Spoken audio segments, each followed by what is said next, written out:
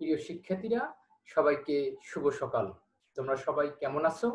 আশা করি তোমরা সবাই অনেক অনেক ভালো আছো। আমিও অনেক ভালো আছি।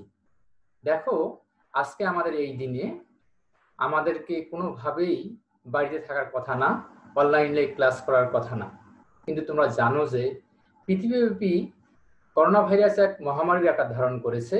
আমরা যদি বাড়িতে না থাকতে পারি, নিজেকে এবং পরিবারকে সুরক্ষিত না রাখতে পারি, তবে কিন্তু আমরা পৃথিবীকে বিপন্ন করে তুলব। তো প্রিয় শিক্ষার্থীরা, তোমাদের আমি অনলাইন ক্লাসে আবারও স্বাগত জানাচ্ছি।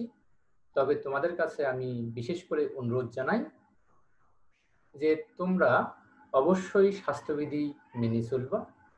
আমাদেরকে অবশ্যই সরকার নির্দেশিত যে কোনো নির্দেশনা মেনে চলতে হবে। তো আমি জাতীয় বিশ্ববিদ্যালয় যে মহান কাজ হাতে নিয়েছেন, এই জন্য আমি তাদেরকে সাধুবাদ জানাই, তাদেরকে আমি আন্তরিক ধন্যবাদ জানাই। এবং প্রিয় শিক্ষার্থীরা, তোমাদের কাজ হবে এই যে জাতীয় বিশ্ববিদ্যালয় তোমাদেরকে একটা সুযোগ করে দিয়েছে, সেই সুযোগটা কাজে লাগানো এবং এর হলো ঠিক মতো ব্যবহার করা। আমি চাইবো এই ক্লাসগুলো তোমরা বাড়িতে বসে খুব ভালো করে মনোযোগ সহকারে করো এবং হাতের কাছে যে বইটি আছে সেই বইটি অবশ্যই হলো দেখবা। এবং তার সাথে বলে রাখি, তোমরা যা স্বপ্ন দেখো সেই স্বপ্নগুলো হলো ভালো করে করার চেষ্টা করবে।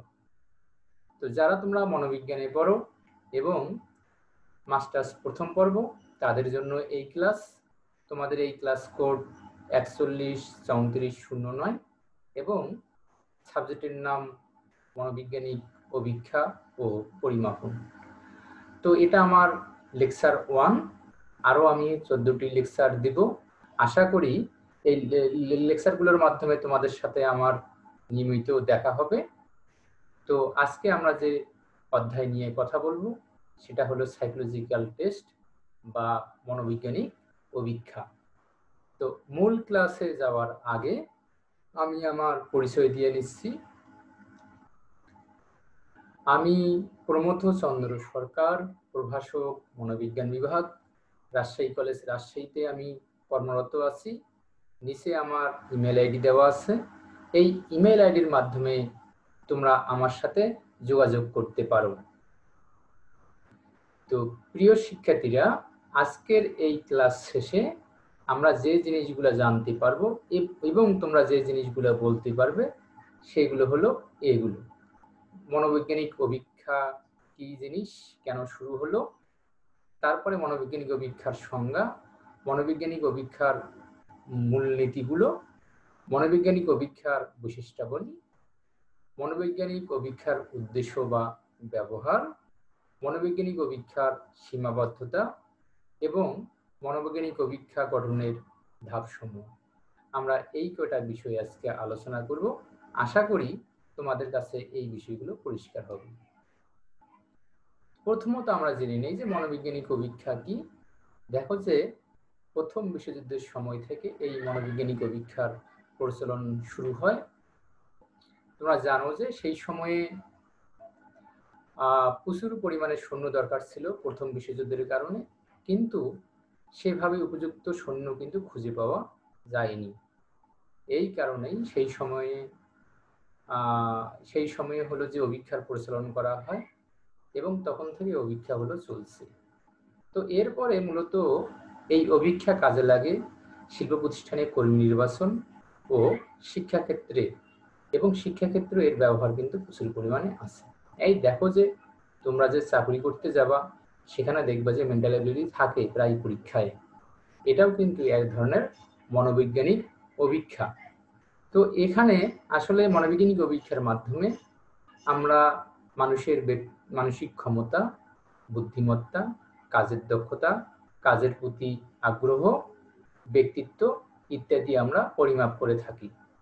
মনোবৈজ্ঞানিক অভিক্ষার মাধ্যমে ব্যক্তির এসব গুণাবলী ও যোগ্যতা সম্পর্কে কিন্তু ধারণা পাওয়া যায়।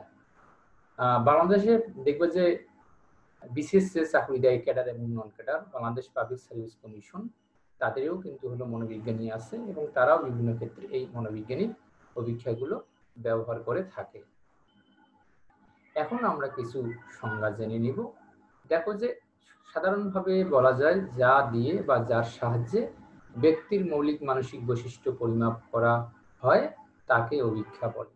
সাধারণ অর্থে মানুষের মৌলিক মানসিক বৈশিষ্ট্যগুলো যেমন বুদ্ধি, প্রবণতা, আগ্রহ, ব্যক্তিত্ব, মূল্যবোধ এগুলো পরিমাপ করা হয় তাকে হলো অভিক্ষা বলে। Antacid দেখো a psychological test is essentially an objective and standardized measure of a sample of behavior. এর বাংলা অর্থটা হলো যে মনোবৈজ্ঞানিক অভিক্ষা হলো মানুষের আচরণের নমুনা পরিমাপের বস্তুনিষ্ঠ ও আদর্শায়িত পরিমাপ।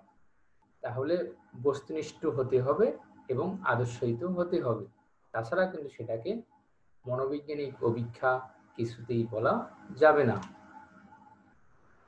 দেখো যে ক্রোনব্যাকের 1960 সালে একটা সংজ্ঞা দিয়েছেন, a psychological test is an objective device for comparing the behaviour or two or more persons. তো ইনি বললেন যে মনোবৈজ্ঞানিক অভিক্ষা হলো দুই বা ততোধিক ব্যক্তির আচরণের তুলনা করার জন্য নৈর্ব্যক্তিক কৌশল। তাহলে কোন ব্যক্তি থেকে কোন ব্যক্তি বিভিন্ন মানসিক গুণাবলীর দিক থেকে উন্নত আমরা যে নৈর্ব্যক্তিক কৌশলের মাধ্যমে পরিমাপ করে থাকি তাকেই আমরা বলছি মনোবৈজ্ঞানিক অভিক্ষা। দেখো মোট কথা আমরা বলতে পারি যে ব্যক্তির মানসিক বৈশিষ্ট্যসমূহ পরিমাণগতভাবে মূল্যায়নের পদ্ধতিকে মনোবৈজ্ঞানিক অভিক্ষা বলে। তাহলে মোট কথা আমরা বলতে পারছি যে মানসিক বৈশিষ্ট্যসমূহ পরিমাণগতভাবে মানে অঙ্কের সাহায্যে যে আমরা মূল্যায়ন করতে পারি সেটাকেই আমরা বলছি মনোবৈজ্ঞানিক অভিক্ষা।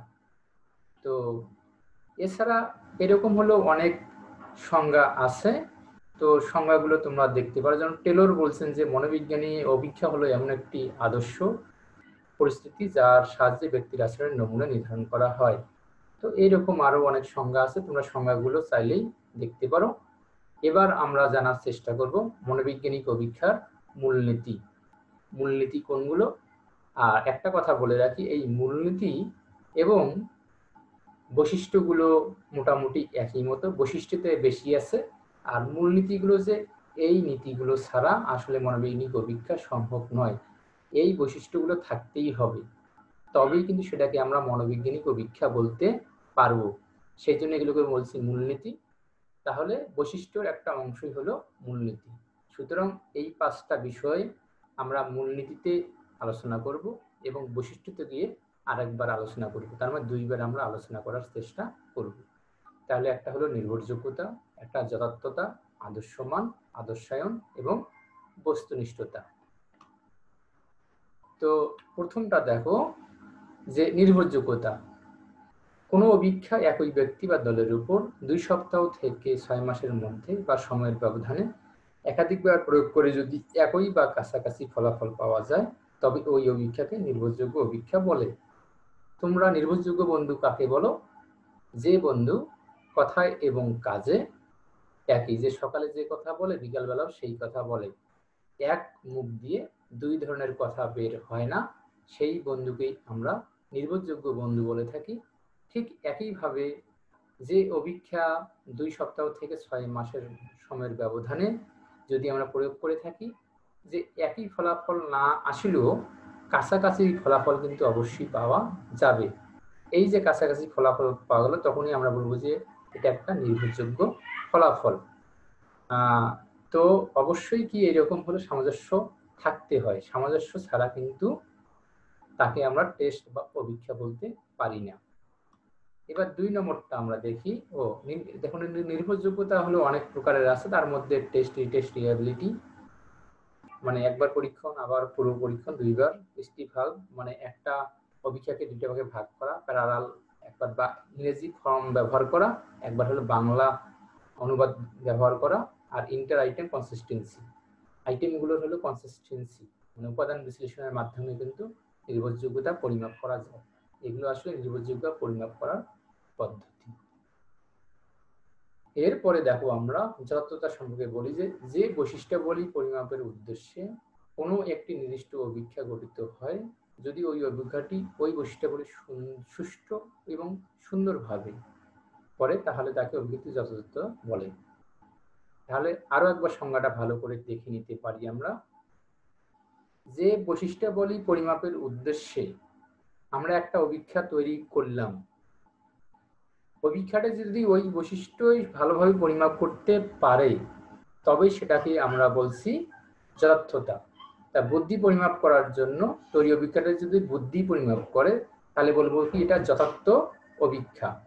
আবার ব্যক্তিত্ব পরিমাপ করার উদ্দেশ্যে যে অভিক্ষা আমরা তৈরি করছি সেটা যদি ব্যক্তিত্বই পরিমাপ করে তবে সেটাকে বলবো যথার্থ অভিজ্ঞতা। কিন্তু পরীক্ষা করতে গেলাম একটা আর পরীক্ষার রেজাল্ট বের হলো আর একটা, তবে সেটাকে কিন্তু যথার্থ অভিক্ষা বলা যাবে না। দেখো যথার্থ অভিজ্ঞতার অনেকগুলো শ্রেণীবিভাগ আছে, যেমন বিষয়বস্তু যথার্থতা, যে বিষয়বস্তু যথার্থ আছে কিনা সেটা, যে বুদ্ধির ক্ষেত্রে বুদ্ধির প্রশ্নই ব্যবহার করতে হবে, পদ বা আইটেম ব্যবহার করতে হবে, অন্য কিছু ব্যবহার করা যাবে না। সেই রকম ভবিষ্যৎ সূচক অভিজ্ঞতা, সমবর্তী যথার্থতা, গঠনমূলক যথার্থতা, বিচারের মান আপাতত মানে ফেস ভ্যালিডিটি। তো এইরকম হলো অনেকগুলো যথার্থতা আছে। এখন আমরা জেনে নিব আদর্শ মান। দেখো আদর্শ মান হলো এমন একটি মান যার সঙ্গে তুলনা করে প্রাপ্ত স্কোরের বর্ণনা দেওয়া হয়। অর্থাৎ যে কোনো অভিক্ষায় তৈরি হোক না কেন তার দ্বারা যে স্কোর পাওয়া যায় তা ওই অভিক্ষার প্রদত্ত আদর্শ মানের সাথে তুলনা করলে তার কোনো অর্থ বোঝা যায় না বা তার কোনো অর্থ হয় না। তো দেখো যে এই যে অভিক্ষা তৈরি হলো, এখন কার সাথে তুলনা করে আমরা ভালো বা মন্দ বলছি? পরীক্ষার রেজাল্ট আমরা তো 100 সাথে তুলনা করি সবার, এটা তো খুব স্বাভাবিক। কিন্তু অভিক্ষাগুলো কি 100 মার্কে হয়? হ্যাঁ, তোমরা কি মনে করো? অভিক্ষাগুলো কিন্তু 100 মার্কে হয় না। তো যেহেতু 100 মার্কে হয় না, সুতরাং কারো না কারোর সাথে তুলনা করতে কিন্তু একে অবশ্যই হবে। তো কার সাথে আমরা তুলনা করব? তখন অভিক্ষা তৈরি করার সময় অনেক জনের উপর এটা প্রয়োগ করা হয়। 30,000 40,000, এই 30,000 40,000 জনের একটা কিন্তু গড় মান পাওয়া যায়। সেই গড় মানের উপর ভিত্তি করে আমরা কিন্তু বলি যে এর বুদ্ধি এইরকম বা ব্যক্তিত্ব এইরকম বা প্রবণতা এইরকম। তাছাড়া কিন্তু আমরা এই আদর্শ মান না থাকলে আমরা কিছুতেই বলতে পারতাম না। তো আসলে যখন অভিক্ষা তৈরি করা হয় তখন এই অভিক্ষাগুলো পুরুষ মহিলা ভেদে, তারপরে বয়স ভেদে, জাতিগত ভেদে এবং শিক্ষার বিভিন্ন স্তর ভেদেও কিন্তু করা হয়ে থাকে। এবার আমরা যে পয়েন্ট দেখো যে আদর্শ মানের অনেকগুলো এজের উপর ভিত্তি করে হতে পারে, গ্রেডের উপর, পার্সেন্টাইল হতে পারে, স্ট্যান্ডার্ড স্কোর নম। এই যে আমাদের এর কথা যে বললাম আমি, 100 মার্কের পরীক্ষা হয় সেটা কিন্তু আমাদের পার্সেন্টাইল নম। ওকে, আর এজের উপর ভিত্তি করে যখন হয় তাকে এস নম, গ্রেডের উপর মানে শ্রেণীর উপর ভিত্তি করে হলে এটা হয়। এরপরে আমরা দেখে নিই যে আদর্শায়ন। তো একটি মনস্তাত্ত্বিক অভিক্ষাকে অবশ্যই আদর্শায়িত হতে হবে। এর গঠন প্রণালী, প্রয়োগ পদ্ধতি, সাপলাঙ্ক নির্ণয় পদ্ধতি এবং সাপলাঙ্ক ব্যাখ্যার পদ্ধতির মধ্যে একটি সুসামঞ্জস্যতা থাকতে হবে, অর্থাৎ সবসময় একই থাকতে হবে। এখন দেখো অভিক্ষা যে গঠন করলাম নিজের মতো করে তা কিন্তু হতে পারে না। তাহলে অভিক্ষা গঠন করতে গেলে যে গঠন প্রণালী, প্রয়োগ পদ্ধতি, সাপলাঙ্ক নির্ণয় এগুলো কিন্তু অবশ্যই সামঞ্জস্য থাকতে হবে এবং অন্য অভিক্ষার সাথেও কিন্তু সামঞ্জস্য থাকতে হবে। তবেই কিন্তু এই আদর্শায়নটা কি করতে হয়, প্রতিটা কিন্তু ধাপে ধাপে করতে হয়। কোনো ধাপে বাদ দিলাম সেটা কিন্তু কিছুতেই হতে পারে না। তো প্রত্যেক প্রার্থীকে একই পরিবেশ, একই রকম নির্দেশনার পরীক্ষায় অংশগ্রহণ করতে হবে। সকল শর্ত কিন্তু একই মতো থাকতে হবে, তবেই কিন্তু আদর্শায়ন করা হয়। তো একটা কথা আমি তোমাদের বলে রাখি, অভিক্ষা তৈরির প্রতিটি ধাপেই হলো আদর্শায়ন করতে হবে। আদর্শায়ন না থাকলে সেটাকে কিন্তু ভালো অভিক্ষা বলা যাবে না। এবার আমরা সর্বশেষ পয়েন্টটা বলি যে বস্তুনিষ্ঠতা বা নৈবিত্তিকতা, অবজেক্টিভিটি। তো অভিজ্ঞতা নৈবিত্তিকতা বলতে বোঝায় অভিক্ষার গঠন, প্রয়োগ, ফলাফল নির্ণয়ে অভিজ্ঞের কোনরূপ নিজস্ব প্রভাব থাকবে না। এখানে কি ব্যক্তিগত কোনো প্রভাব থাকবে না ব্যক্তিগত বা ব্যক্তিনিষ্ঠ মানে অভিজ্ঞকের। তাহলে শুভবীক্ষা মাত্রই সব দিক থেকে অভিজ্ঞকের ব্যক্তিগত প্রভাব মুক্ত হবে। এক কথায় এই জিনিসটা আমি করলে যে ফলাফল আসবে, ঢাকা বিশ্ববিদ্যালয়ের যে কোনো শিক্ষক করলেও একই ফলাফল আসবে। ফলাফল কিন্তু কিছুতেই হলো ভিন্ন হবে না। তো সেই জিনিসটাকে বলছি আমরা বস্তুনিষ্ঠতা বা নৈবিত্তিকতা। তো বস্তুনিষ্ঠ হলো পর্যবেক্ষণ আচরণের মূল্যায়নের ব্যক্তি নিরপেক্ষ হতে হবে। ব্যক্তির সাফল্য নির্ধারণ করার পদ্ধতি সুনিষ্ঠভাবে টেস্ট ম্যানুয়ালে উল্লেখ থাকতে হবে।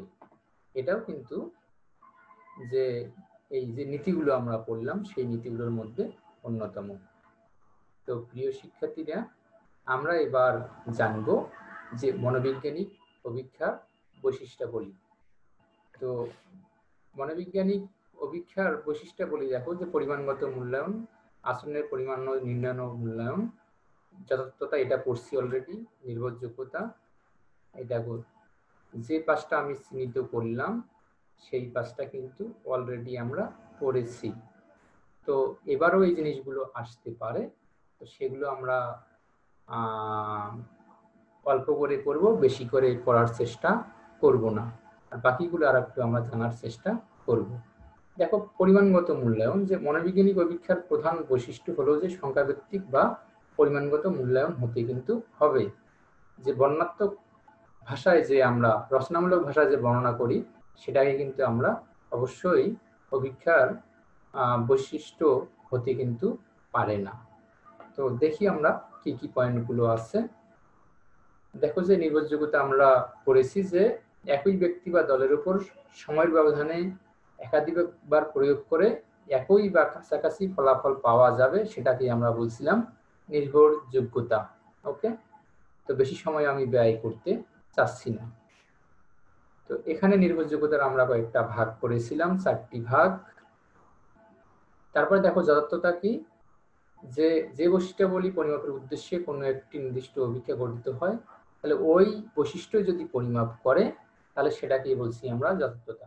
তাহলে বুদ্ধি পরিমাপ করার উদ্দেশ্যে যদি বুদ্ধি পরিমাপ করে ওই অভিক্ষাটি, তাহলে বলবো যে একটা ভালো অভিক্ষা। তো তারপরে হলো আমরা ভাগ করেছিলাম, যথার্থতা ভাগ করেছিলাম, এগুলো হলো ভাগ। আদর্শ মান পড়েছিলাম যে যার সঙ্গে আমরা তুলনা করি সেটাকে আমরা বলি আদর্শ মান। তারপর আদর্শ মানের আমরা ভাগ করেছিলাম 4টা, সেটা আমরা শেষের দিকের একটা চ্যাপ্টারে এই জিনিসগুলো বড় আকারে পড়ে নেব। আদর্শায়ন আমরা পড়েছিলাম যে প্রতিটি ধাপে মনোবৈজ্ঞানিক অভিক্ষায় আদর্শায়ন করতে হয়। দেখো নৈবিত্তিকতা কি, যে অবশ্যই সবার প্রভাব মুক্ত থাকবে, যে কেউ করলে হলো একই রকম ফলাফল পাওয়া যাবে। এবার প্রয়োগশীলতা একটা আসি, যে এটা একটা পয়েন্ট, যে কোনো অভিক্ষার সাফল্যাঙ্ক অনেকাংশে নির্ভর করে অভিক্ষাটির সহজ সরল প্রয়োগ পদ্ধতির উপর। অভিক্ষাটি প্রয়োগ পদ্ধতির মধ্যে যদি কোনো জটিলতা থাকে তাহলে অনেক সময় সেই অভিক্ষা দ্বারা সঠিক ফলাফল পাওয়ার সম্ভাবনা কম থাকে। ওকে, তাহলে আবারও বলছি যে অভিক্ষা তৈরি করলাম বা গবেষণা করলাম, এই গবেষণা যদি কোনো কাজেই লাগানো না যায় তবে এর কোনো কিন্তু অর্থ হয় না। তাহলে সেই জন্য কি করতে হবে, অবশ্যই এটাকে হলো প্রয়োগশীলতা বা প্রয়োগ পদ্ধতির কিন্তু উপর অনেকটা ডিপেন্ড করে। তো অভিজ্ঞটির প্রয়োগ পদ্ধতি কি হবে, সবসময় সহজ সরল হবে এবং এর দ্বারা ফলাফল পাওয়া যাবে। এটা কিন্তু কোনো কঠিন থাকবে না, যাদের ব্যবহার করার কথা তারা কিন্তু খুব সহজে এটা ব্যবহার করতে পারবে। তো দেখো যে পরিমিততা, তো একটা যে অভিক্ষা তৈরি করলাম খুব ভালো অভিক্ষা, কিন্তু এটা অনেক বড়, প্রয়োগ করতে অনেক সময় লাগে, অনেকজন মানুষের দরকার হয়, স্কুলিং পদ্ধতি কঠিন, পরিচালনা কঠিন, প্রয়োগ পদ্ধতি কঠিন, তাহলে ভালো অভিজ্ঞতা হয়ে অভিক্ষা হয়ে কিন্তু টেস্ট হয়ে কিন্তু লাভ নাই। তাহলে একটা হলো ভালো অভিক্ষা হতে গেলে তার হলো পরিমিততা অবশ্যই হলো থাকতে হবে, যে রচনা কৌশল প্রয়োগ এবং ফলাফল ব্যাখ্যায় অর্থ কম লাগবে, সময় কম লাগবে, শ্রম কম লাগবে, এবং স্কোরিং পদ্ধতি, পরিচালনা পদ্ধতি, প্রয়োগ পদ্ধতি এগুলো হলো সহজ হবে। যেটা হলো যত সহজ সেটা হলো তত বেশি জনপ্রিয় হয়, কঠিন হলে কিন্তু অত বেশি জনপ্রিয়তা আসে না। তো এবার হলো কি সংখ্যা ব্যাখ্যান ও তুলনীয়তা, মানে সংখ্যা দ্বারা ব্যাখ্যা করা এবং হলো তুলনীয়তা। অভিক্ষার সংখ্যা ব্যাখ্যান এবং তুলনীয়তা বলতে বোঝায় অভিজ্ঞটি প্রয়োগ করে যে স্কোর পাওয়া যায় সেগুলো যাতে সহজ উপায়ে এবং যথাযথভাবে ব্যাখ্যা করা যায় এবং উক্ত স্কোরগুলোর পরস্পরের মধ্যে যাতে নির্ভরযোগ্যভাবে তুলনা করা যায়। তাই যে স্কোরগুলো আমরা পাইলাম সেটা অবশ্যই গাণিতিক ভাষায় হওয়া খুব জরুরি এবং এই স্কোরগুলো যাতে হলো কি আমরা তুলনা করতে পারি, ব্যাখ্যা করতে পারি, তবেই কিন্তু সেটাকে আমরা ভালো অভিক্ষা বলতে পারবো। যে অভিক্ষার স্কোর তুলনা করা যায় না, ব্যাখ্যা করা যায় না, সেটা কিন্তু ভালো অভিক্ষা হতে পারে না। তো এরপরে আমরা দেখব যে মনোবৈজ্ঞানিক অভিক্ষার উদ্দেশ্য বা ব্যবহার সমূহ। তো দেখো যে মনোবৈজ্ঞানিক অভিক্ষার উদ্দেশ্য এবং ব্যবহারে আমরা এই জিনিসগুলো হলো আলোচনা করব, যে উপযুক্ত ব্যক্তি নির্বাচন, তুলনামূলক মূল্যায়ন, সামর্থ্য যাচাই, আগ্রহ সম্পর্কে ধারণা লাভ, আচরণ সম্পর্কে ধারণা লাভ, বিস্তারিত তথ্য সংগ্রহ, শিক্ষা ব্যয় হ্রাস, মূল্যায়ন, চ্যালেঞ্জ মোকাবিলা, মৌলিক দক্ষতা যাচাই। আমরা এই জিনিসগুলো সম্পর্কে হলো এখানে আলোচনা করব। প্রথমত আমরা আলোচনা করি যে উপযুক্ত ব্যক্তি নির্বাচনের উদ্দেশ্যে আমরা এই অভিক্ষা ব্যবহার করি, যে উপযুক্ত ব্যক্তি বা প্রার্থী বাছাইয়ের উপর কাজের বা পাশের সফলতা অংশে নির্ভর করে। মনস্তাত্ত্বিক অভিক্ষার উদ্দেশ্যে হচ্ছে যে ব্যক্তি প্রতিষ্ঠানের চেয়ে সবচেয়ে যোগ্য ও ব্যক্তি বাছাই করা। কারণ হলো যে যোগ্য এবং দক্ষ ব্যক্তি যদি বাছাই করতে পারি তাহলে হলো প্রতিষ্ঠানের যেমন লাভ হয় ঠিক একইভাবে কর্মীরও কিন্তু লাভ হয়। তো এই অভিজ্ঞতাগুলোর সাহায্যে আমরা যে প্রার্থীর দক্ষতা, কাজের ঝোঁক, আগ্রহ, প্রবণতা, তার ব্যক্তিত্ব অথবা তার মানসিক সমস্যাগুলো আমরা কিন্তু জানতে পারি। এবার আমরা দেখব যে তুলনামূলক মূল্যায়ন, যে যেসব ব্যক্তি বা প্রার্থীর জন্য চাকরির জন্য আবেদন করেছেন তাদের সবার মানসিক বৈশিষ্ট্য একরকম হবে না এবং হয় না। তো মনস্তাত্ত্বিক অভিক্ষায় প্রার্থীদের মানসিক বৈশিষ্ট্য পরিমাপ করার জন্য স্ক্রিনিং এর ব্যবস্থা করা হয়। এর ফলে প্রতিষ্ঠান সহজেই একজন প্রার্থী থেকে আরেকজন প্রার্থীর মধ্যে তুলনা করতে পারেন এবং কোন প্রার্থীকে সে হলো গ্রহণ করবেন সেটা কিন্তু কাজটা অনেক সহজ হয়ে যায়। এরপরে আমরা জানি সামর্থ্য যাচাই, যে ভালোভাবে কাজ সম্পাদন তথা দক্ষতার সাথে দায়িত্ব পালনের জন্য একজন ব্যক্তিকে যথেষ্ট পরিমাণে সামর্থ্যের অধিকারী হতে হয়। তো মনস্তাত্ত্বিক অভিক্ষার এই উদ্দেশ্য হলো যে ব্যক্তির কোন ধরনের মানসিক সামর্থ্য আছে, কোন ধরনের দৈহিক সামর্থ্য আছে, বিভিন্ন অভিক্ষার সাহায্যে কিন্তু আমরা এগুলো যাচাই করতে পারি বা আমরা নির্দিষ্ট লোককে বাছাই করতে পারি। তো এবার আগ্রহ সম্পর্কে ধারণা লাভ, যে একজন মানুষের সাফল্য আগ্রহের উপর অনেকাংশে নির্ভরশীল, সেই কারণে বিভিন্ন ক্ষেত্রে ব্যক্তির আগ্রহ যাচাই করা প্রয়োজন। কোনো কাজে বা পেশায় ব্যক্তির আগ্রহ রয়েছে কিনা সেই সম্পর্কে ধারণা লাভের উদ্দেশ্যে মনস্তাত্ত্বিক অভিক্ষা পরিচালনা করা হয়। তো এরকম অনেক আমাদের অভিক্ষা আছে। আসলে আমাদের কোন কাজে আগ্রহ বেশি, যেমন আমি আমার ছাত্রকে দেখেছি সে মনোবিজ্ঞানে পড়াশোনা করে কিন্তু সে হলো আইটি বিশেষজ্ঞ। এরকম আরো অনেক গল্প শোনা যায়। তো মানুষের কার প্রতি, যেমন কেউ অনেক সিনেমাতেই আমরা দেখতে পারি যে আসলে সে ফটোগ্রাফার হতে চায় কিন্তু বাবা তাই করতে চায় হলো প্রকৌশলী। তো এরকম বিভিন্ন অভিজ্ঞতার সাহায্যে আগ্রহ সম্পর্কে ধারণা লাভ করা সম্ভব। এবার আচরণ সম্পর্কে ধারণা লাভ, তো দেখো যে জীবনে চলার ক্ষেত্রে অর্থাৎ আমাদের সামাজিক এবং প্রাতিষ্ঠানিক জীবনে ব্যক্তির আচরণ সম্পর্কে আমাদের ধারণা লাভ করা জরুরি। কারণ একজন হলো প্রাপ্তি চাকরি দেওয়ার পরে কিরকম আচরণ করবে, খাপ খাওয়াতে পারবে কিনা, অন্যের সাথে মোকাবিলা করতে পারবে কিনা, অন্যকে কনভিন্স করতে পারবে কিনা, এই বিভিন্ন বিষয়গুলো কিন্তু জানা খুব জরুরি। বিস্তারিত তথ্য সংগ্রহ। তো আমাদের অনেক সময় বিস্তারিত তথ্য সংগ্রহ করতে হয় যে একজন ব্যক্তির মানবিক গুণাবলী, বিভিন্ন প্রকার বৈশিষ্ট্যাবলী সম্পর্কে পূর্ণাঙ্গ ধারণা কর্তৃপক্ষের কিন্তু থাকতে হয়। তো এই অভিজ্ঞার সাহায্যে আমরা মানসিক, শারীরিক, সামাজিক এবং বিভিন্ন দিকের আমরা বৈশিষ্ট্যাবলী সম্পর্কে তথ্য সংগ্রহ করতে পারি। শিক্ষা ব্যয় হ্রাস। দেখো যে মনোবৈজ্ঞানিক অভিজ্ঞার বড় একটা জায়গা হলো শিক্ষা ব্যয়। তোমরা জানো যে পৃথিবীর প্রতিটি দেশের সরকার শিক্ষা ক্ষেত্রে প্রচুর পরিমাণে ব্যয় করে, এই জায়গা থেকে কিন্তু আয়ের কোনো কিছু থাকে না। কিন্তু পরবর্তী জীবনে কি হয় যে এরাই হলো যে শিক্ষা ক্ষেত্র থেকে বের হয়ে দেশের হলো সেবা করে। তো শিক্ষণ নিঃসন্দেহে একটা হলো ব্যয়বহুল কার্যক্রম। শিক্ষণ কার্যক্রমের ব্যয় হ্রাস করাও মনস্তাত্ত্বিক অভিজ্ঞার একটা বড় উদ্দেশ্য। তার কারণ দেখো যে আমাদের দেশের গবেষণা শিক্ষা ক্ষেত্রে কম হয়ে থাকে। যদি বেশি পরিমাণে আমরা এই মনোবৈজ্ঞানিক অভিজ্ঞাগুলো প্রয়োগ করতে পারতাম, তাহলে আমরা হয়তো কম বয়ে একটা ভালো মানের যুগোপযোগী শিক্ষা কিন্তু দিতে পারতাম। মূল্যায়ন। দেখো যে বিভিন্ন ক্ষেত্রে আমরা কিন্তু অভিজ্ঞার সাহায্যে মূল্যায়ন করতে পারি।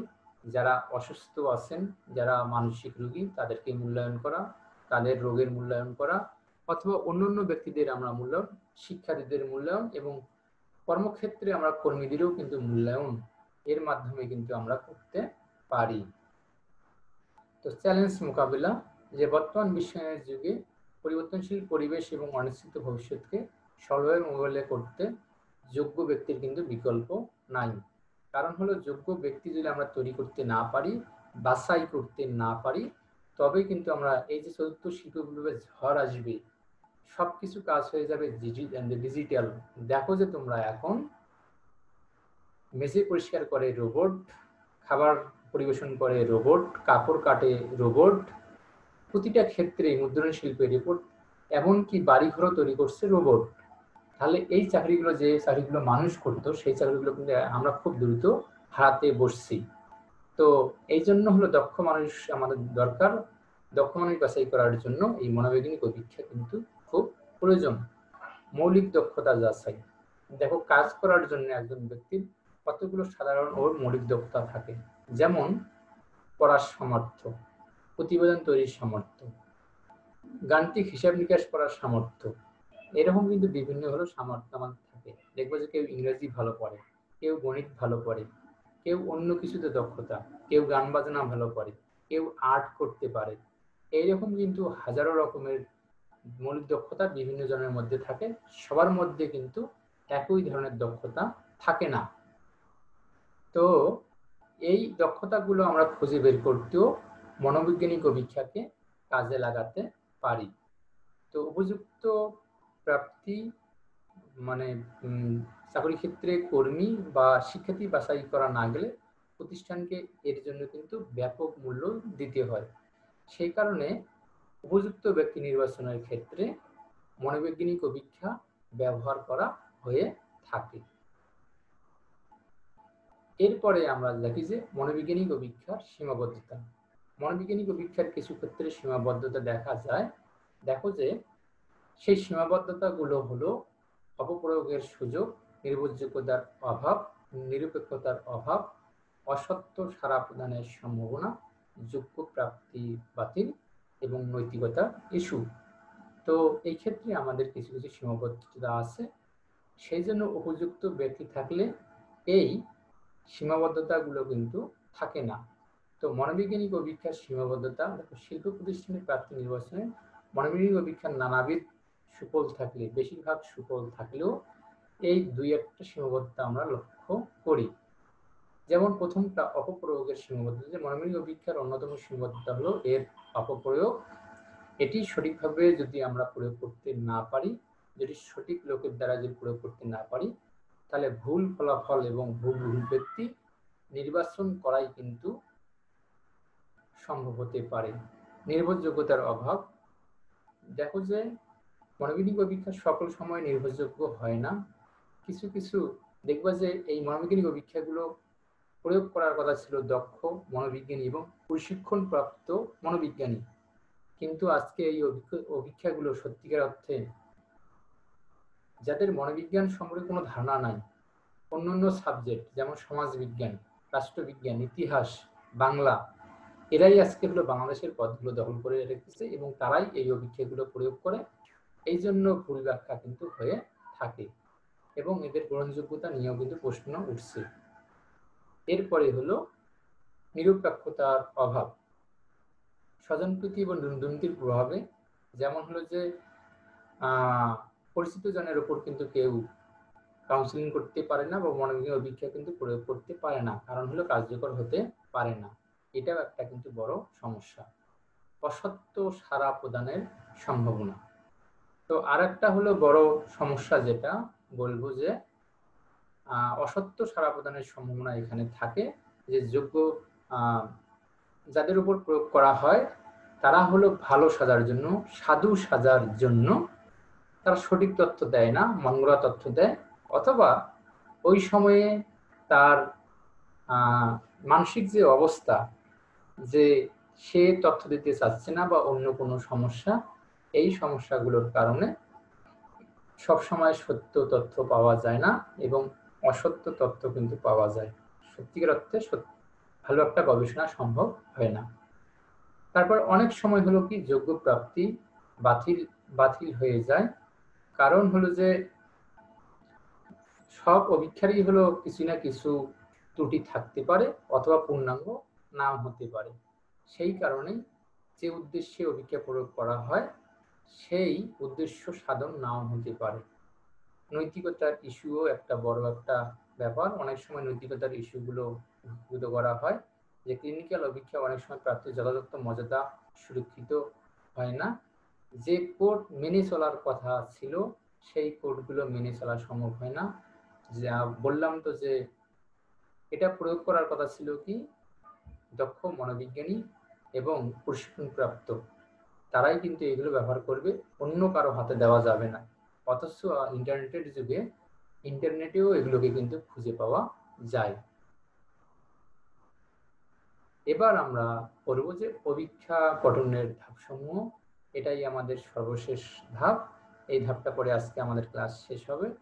তো যে পয়েন্টগুলো আমরা আলোচনা করব সেগুলো হলো পদের লিখন ও নকশায়ন, প্রতিক্রিয়া গঠন ও নকশায়ন, পরীক্ষামূলক অভিক্ষা ও তথ্য সংগ্রহ, পদ বিশ্লেষণ, নির্ভরযোগ্যতা যাচাই, যথার্থতা যাচাই, অভিক্ষার আদর্শায়ন ও মানদণ্ড।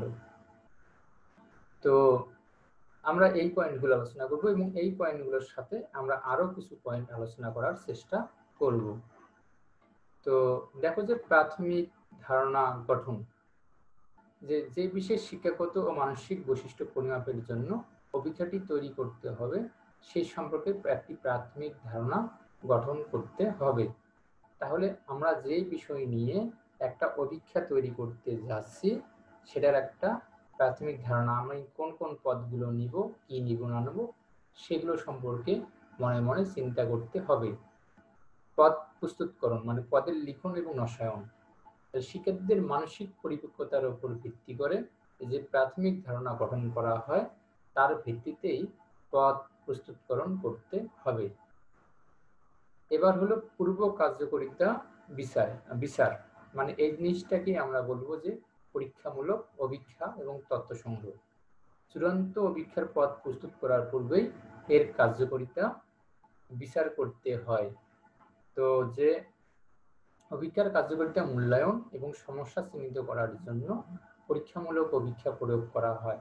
যেমন সমস্যাগুলো বুঝতে সমস্যা হচ্ছে কিনা বা উত্তর দিতে উত্তরদাতার বিব্রত বোধ করে কিনা, এই সময় হিসাব করার জন্য পরীক্ষামূলক অভিক্ষা অত্যন্ত গুরুত্বপূর্ণ। তারপরে কতটুকু ব্যয় হবে, কতজনের উপর প্রয়োগ করতে হবে, কি কি সমস্যার সম্মুখীন আমরা হব, সেই জন্য কি অবশ্যই পাইলট টেস্টিং মানে হলো পরীক্ষামূলক অভিক্ষা ব্যবহার করা উচিত। তাছাড়া কিন্তু সমস্যায়, এমনকি এই টেকনিকটা গবেষণার ক্ষেত্রেও কিন্তু আমরা ব্যবহার করে থাকি। তো এরপরে দেখো যে পদ বিশ্লেষণ। তো পদ বিশ্লেষণের ক্ষেত্রে আমি বলি যে পদ বিশ্লেষণ হলো যে গাণিতিক কৌশল ব্যবহার করে প্রতিটা আইটেম বা পদকে উপযুক্তভাবে হলো বিশ্লেষণ করা এবং বিশ্লেষণ করার মাধ্যমে যে পদগুলো সবচেয়ে ভালো সেই পদগুলোকে হলো গ্রহণ করা। তো কোনো অভিক্ষেপে যথাযথ ও নির্ভরযোগ্য হতে হলে অবশ্যই তা যে পদগুলো আমরা ব্যবহার করব সেই পদগুলোকে যথার্থ এবং নির্ভরযোগ্য কিন্তু হতে হবে। যদি এগুলো যথাযথ এবং নির্ভরযোগ্য না হয় তবে কিন্তু ভালো অভিক্ষা হতে পারে না। পদগুলোই হলো আগে নির্ভরযোগ্য এবং যথাযথ হতে হবে, তবেই অভিক্ষাটা নির্ভরযোগ্য এবং যথাযথ হবে। তো আমরা অভিক্ষার পদগুলোর কাঠিন্যের মান কেমন, তারপরে এগুলো হলো ডিসক্রিমিনেশন ব্যক্তিতে ব্যক্তিতে পার্থক্য নির্ণয় করতে পারে কিনা, এই জিনিসগুলো হলো জানা খুব জরুরি। তারপরে এই পদগুলোর যে অভ্যন্তরীণ সামঞ্জস্যতা, একটা পদের সাথে আরেকটা পদের মিল বা একই বিষয়বস্তু আছে কিনা সেটা জানতে গেলে আমাদের পদ বিশ্লেষণ করতে হয়। নির্ভরযোগ্যতা যাচাই। তো বৈজ্ঞানিক পরিমাপের জন্য যে অভিক্ষা বা পরিমাপের নির্ভরযোগ্যতা একটি হলো কি অত্যাবশ্যক গুরুত্বপূর্ণ সত্য। যে কোনো অভিক্ষা নির্ভরযোগ্যতা বলতে বোঝায় এর বিশুদ্ধতা বা নির্ভুলতাকে। কোনো একটি পরিমাপ বা অভিক্ষা তা যে কোনো বৈশিষ্ট্যের হোক না কেন তা ততটুকু নিখুঁত উক্ত বৈশিষ্ট্য পরিমাপ করতে পারে, তাই হলো তার নির্ভরযোগ্যতা। কোনো বৈশিষ্ট্যকে নিখুঁতভাবে পরিমাপ করার অর্থ হলো পরিমাপের ভুলের পরিমাণ কম থাকা, পরিবর্তনশীল ত্রুটি যত কম হবে অভিক্ষা নির্ভরযোগ্যতা তত বেশি হবে। এরপরে আমরা দেখি যথার্থতা। তো একটি অভিক্ষার যে বৈশিষ্ট্য পরিমাপ করার জন্য তৈরি করা হয়েছে, অভিক্ষাতে যদি সেই বৈশিষ্ট্যই ভালোভাবে পরীক্ষা করতে পারে তবে আমরা বলি অভিজ্ঞতা যথার্থ। কোনো অভিক্ষা যদি বুদ্ধি পরিমাপ করার জন্য তৈরি করা হয় তাহলে অভিক্ষাটিতে বুদ্ধি সমৃদ্ধ উপাদান যত বেশি থাকবে তাহলে অভিজ্ঞতাটি তত বেশি যথার্থ হবে। আর এই ধরনের উপাদান যদি কম থাকে তাহলে সেটাকে যথার্থ বলা যাবে না। এরপরে আমরা দেখি যে অভিক্ষার আদর্শায়ন ও মানদণ্ড। যে অভিক্ষার আদর্শায়নের জন্য একটি আদর্শ মান নির্ণয় করতে হবে যেন তা সকলের কাছে সমানভাবে গ্রহণযোগ্য হয় এবং সমান তাৎপর্য বহন করে। এই আদর্শ মান নির্ণয়ের জন্য পূর্ণ প্রয়োগের ফলে প্রাপ্ত স্কোর বন্টনকে কাজে লাগাতে হবে। তো প্রিয় শিক্ষার্থীরা, এই জিনিসগুলো পড়লাম, তার সাথে আমরা যুক্ত করছি এগুলো কিন্তু যে আমাদের এর সাথে করতে হবে, এগুলোর মাধ্যমে আমরা অভিক্ষা তৈরি করতে পারি। তো দেখো যে কার্যকরিতা বিচার, যে অভিক্ষার পদ প্রস্তুতকরণের সময় যতই সাবধানতা অবলম্বন করা হোক না কেন তার মধ্যে ত্রুটি যাওয়ার সম্ভাবনা থাকে, তাই পদ প্রস্তুতের সময় এর কার্যকরিতা বিচার করতে হবে। তাহলে যখন আমরা পদগুলো তৈরি করতেছি প্রতি ধাপে ধাপে দেখবো যে এগুলো কাজ করে কি না। পরীক্ষামূলক প্রয়োগ, তোমাদের কিছুক্ষণ আগেই বলছি পাইলট টেস্টিং, যেটা যে মূল অভিক্ষা প্রকাশ করার আগে এটাকে হলো পরীক্ষামূলক প্রয়োগ করতে হবে এবং আদর্শনের গুরুত্বপূর্ণ স্তর বা পর্যায়গুলো আলোচনা করতে হবে। পদ বিশ্লেষণ কিছুক্ষণ আগে আমি আলোচনা করেছি যে পদ বিশ্লেষণ করে দেখতে হবে প্রতিটা পদ ঠিক আছে কিনা, এর যথার্থতা ঠিক আছে কিনা। যদি থাকে তবেই কিন্তু আমরা বলবো এটা একটা ভালো অভিক্ষা। দেখো অভিক্ষা পদ গঠন। অভিক্ষার পদ বিশ্লেষণের পর অভিক্ষা পদ সংগঠন করতে হবে। নির্ভরযোগ্যতা ও যথার্থতা আলোচনা করেছি, আদর্শ মান এটাও আমি আলোচনা কিন্তু করেছি।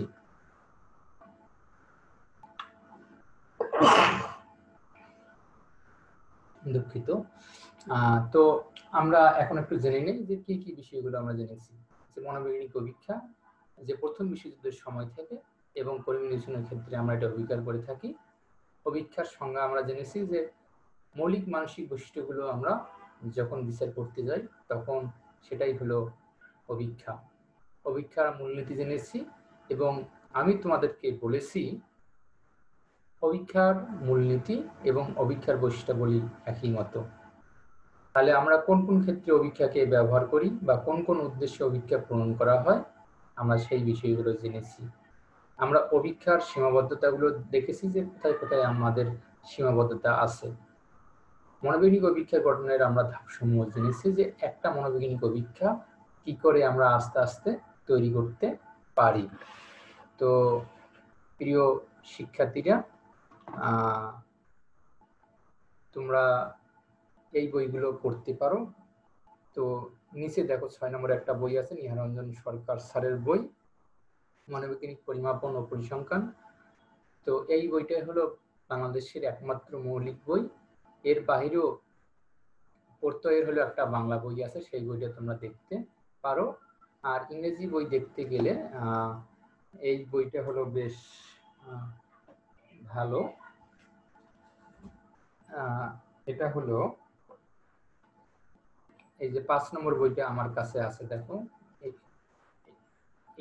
এটা হলো 5 নম্বর বই। তো তোমরা ইচ্ছা করলে 5 নম্বর বইটা হলো দেখতে পারবা। আর 6 নম্বর বইটা হলো এই বইটা।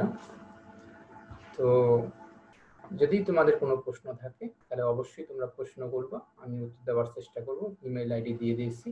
তো প্রিয় শিক্ষার্থীরা, তোমাদের সবাইকে আমি ধন্যবাদ জানাচ্ছি। আজকে এখানেই শেষ। আগামী ক্লাসে আবারও দেখা হবে, কথা হবে।